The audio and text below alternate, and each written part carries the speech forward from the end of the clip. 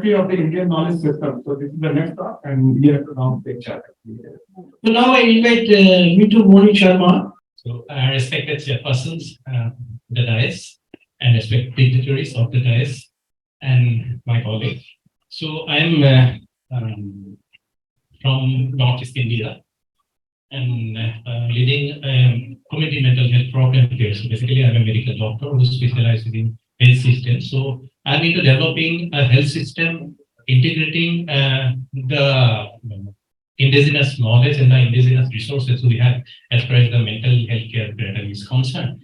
And recently we have started one study integrating this spirituality with this mental health care arena under this department, Center for Multidisciplinary Research, Tesoor Central University in Assam. So yes, spirituality, as it is said, so it has probably long forgotten subject as far as the mental health care scenario is concerned. So as far as the mental health care services in colonial as well as post-colonial India is concerned, still we are basically following the biomedical approaches, biomedic, and probably we are reducing the greater or the plural mental health landscape that should be there, which is more inclusive, which was there in the Indian knowledge system for time immemorial. So if we see the history, let me tell you, so this is basically the observation as well as the reflections of the doctors, the psychiatrists, as well as the other mental health care providers who are into the community mental health field. So basically, it's about the reflections, initiative, and drawing up of some of the theories from the literature available. So in fact, religion, spirituality, health, and medicine, they have common roots in the conceptual framework. And in fact, when you talk of the diseases, we usually mean the imbalance of relationship. So the cause of any disease or the disease causation and as well as the treatment, therapeutics in modern medicines are not constant. If we see, so in modern medicine, if we say the history of modern medicine is perhaps not beyond the 2 centuries, and in the initial years, initial 50 to 70 years, this was very basic discoveries which took place probably. So it started with the mathematic theory. So in modern medicine, when they had a subtle concept of miasma on the barrier, which was considered to cause the disease. So later on, we had a more specific germ theory, a kind of reductionist approach. So germs, they were thought to be responsible of causing the diseases. Later on, now increasingly we are talking about the integrative medicine. It is more inclusive type probably, which were there in our Indian knowledge system for quite a long time. So this IKS has strong foundation in the holistic overview of the health and illness model, and it has been always inclusive and holistic. So here is sort of about to when we say, so we try to include each and every part of the work, and this is the philosophy behind it is it is so great that in fact this is something probably the modern medicine or the medical science is also incorporating in their philosophy usually, but this is something which we had beyond thousands and thousands of years ago. So for example, when we talk about the concept of health, it started with the individual health, with the definition of the WHO definition of the health. So it started with the individual health. So it was basically your health. So it was thought that your health would be, influenced by the needs or the vulnerabilities that you have within yourself. Later on, we are talking about the communities. Means if someone in your community is suffering from malaria, you are also vulnerable to malaria. So these communities came. Later it says no, not only the communities, but something happening in any part of the world, right? We talk about COVID, we talk about bird flu and all. So this we talk about then this is global health. So humans suffering in any part of the world, so they can have an influence on your body and mind. And then we talk about one health. So we had HIV, we had bird flu and all those diseases, and not only the human health, but also the veterinary health. So which were taken into account. And now for the last 5 and 6 years, we have been increasingly talking about this planetary health, which these planets, they have got an influence on the overall health of the population, the communities, as well as the individual. So this has become more holistic. Now that is something which I have described, mentioned in the earlier slide, that every part of the world, every part of the universe is important as far as the health of individual or the communities are concerned. The very interesting history is there as far as the Indian knowledge system in the field of medicine is concerned. When you Google today about this vaccination, so this Edward Jenner, so this name usually comes to our mind. But as far as the smallpox vaccination is concerned, it's to be remembered that some of these kind of diseases, smallpox and plague, so these kind of diseases never, these were not Indian diseases. So these are brought by the colonialists. And in fact, once that happened, this public health approach of this vaccination, it was started by the then prevailing this Gurukul system, the disciples of the gurus. So they used to go to home, door-to-door visits, and they collected the past samples from the past pills and inoculated.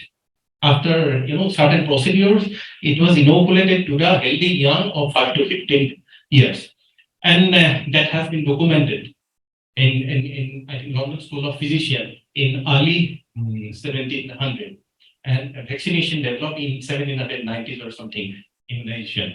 So the fact is that this has been documented, and that's why we know about that. There are so many things or systems that we have in Indian knowledge system which were not documented so far, and we lost them. They have gone into oblivion. Yoga and meditation, if we see, so this also includes the holistic concept of body and mind together. So this actually antagonizes the very body and mind dualism by Descartes philosophy. Then four infinite concepts of soul in Jainism also, this infinite knowledge, infinite power, infinite vision, and the peacefulness.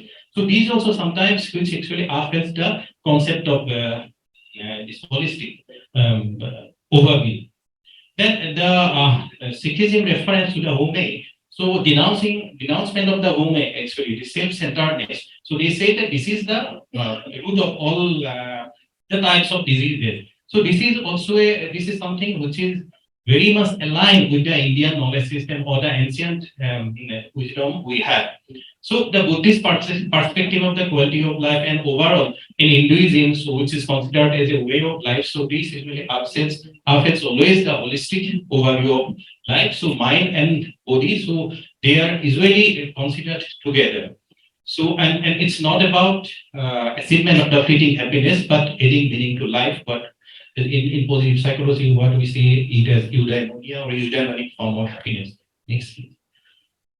So why this religiosity and ritualism? So again, as I have said, the communities with which I used to work for the last 1 decade, so they have been ravaged by a series of violent conflict, and now these communities are recovering. As you know, Northeast houses around 200 tribal communities.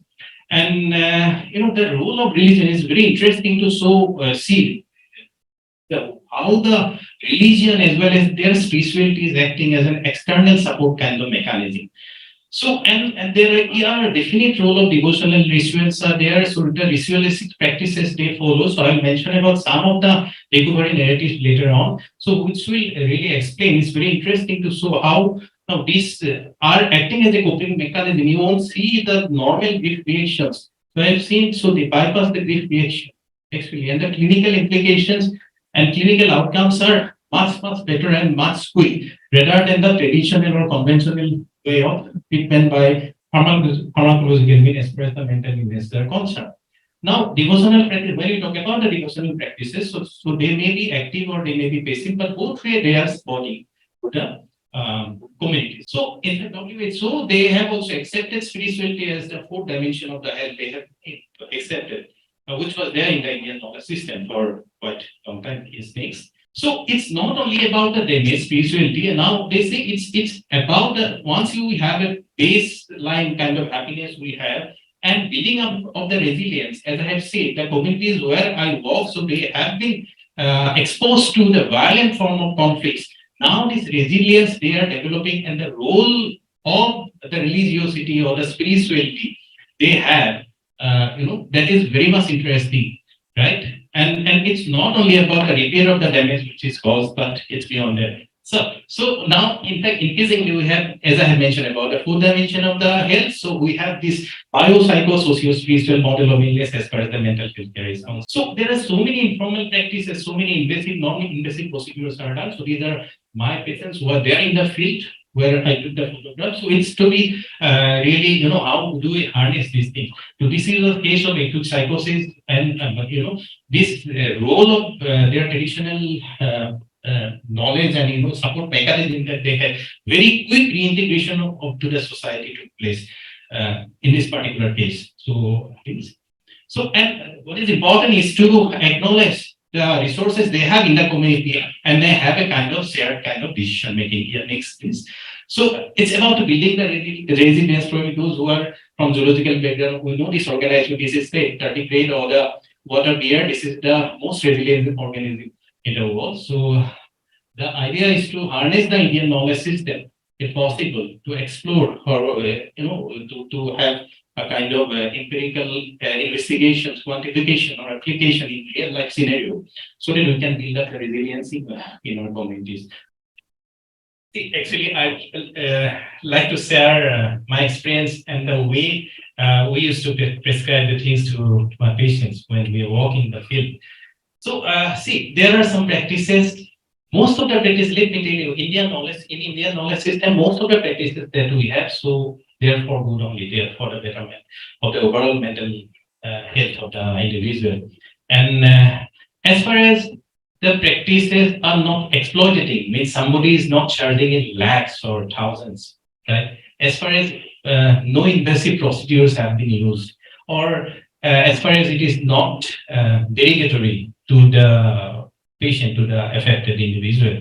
So I think we can have a kind of coexistence of both the treatment that we do as well as support of these things, all these informal practices which are physically present in the communities. Does it answer, sir?